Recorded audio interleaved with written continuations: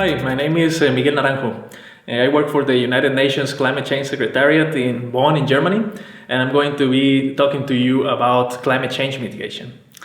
Mitigation is about reducing the greenhouse gas emissions that we produce and trying to increase the sinks, that is the absorption of those gases, for example, through forests. Until now, it is very clear that we humans are responsible for the warming that we have observed in our planet since the 1950s. So we have a responsibility to do something about it. We have to reduce those emissions to keep the temperature at safe levels. The Paris Agreement on Climate Change sets the global goals to achieve that. And it has established that we have to achieve, as a society, global climate neutrality before the end of the century. Climate neutrality means a balance between the emissions that we produce and the capacity of the Earth to absorb it, to manage it. We have to get to that balance before the year 2100, and the earlier the better. Otherwise, we could be facing climate change, runaway climate change and warming above 4 degrees Celsius, which will have disastrous consequences for our modern society. So we need to do climate change mitigation in every area of human activity. We need the contribution of all actors, governments at national and subnational level, companies and organizations of all kinds, civil society, even us individuals. Governments at the highest level, for example, can start by establishing laws, regulations to ensure that society makes low carbon choices. Companies can invest in technologies or in practices that reduce their greenhouse gas emissions.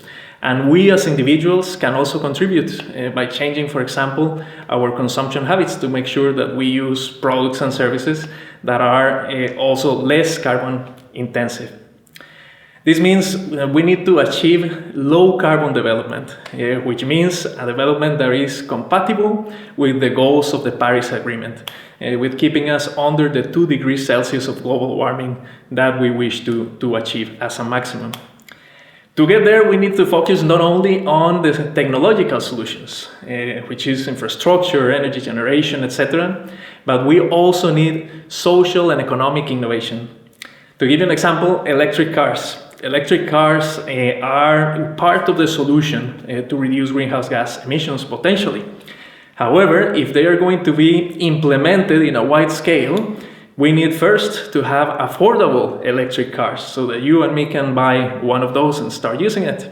But we also need to have the electric charging stations for those cars in the streets, in the highways, parkings, etc.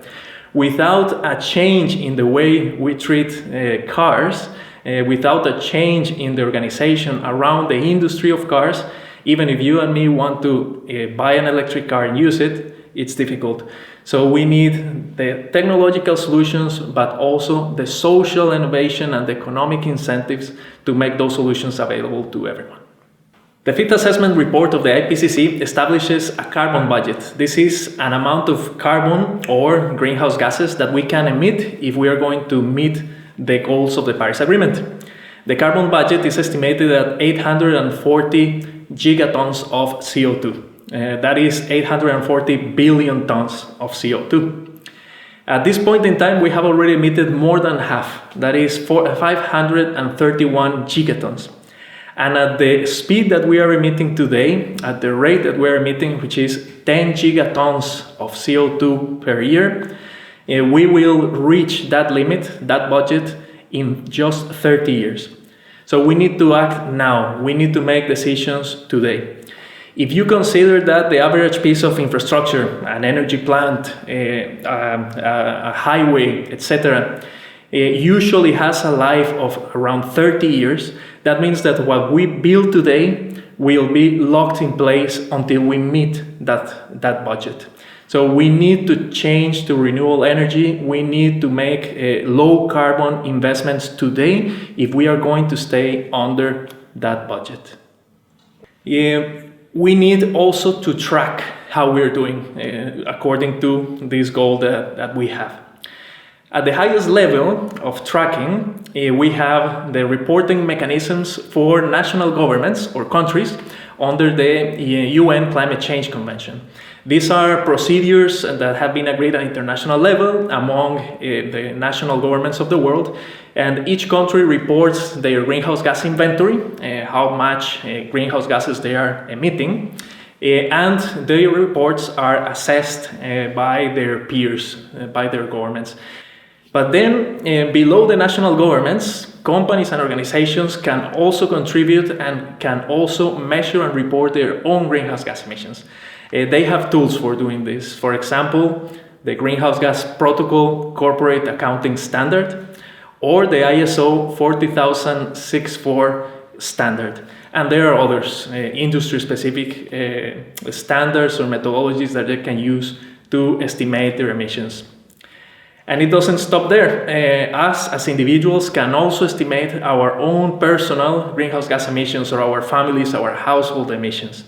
One example or one option to do that is the calculator that you can find in the Climate Neutral Now initiative of the Climate Change Secretariat, or you can have even a look at the UN Lazy Person's Guide to Saving the World, which you can find both online.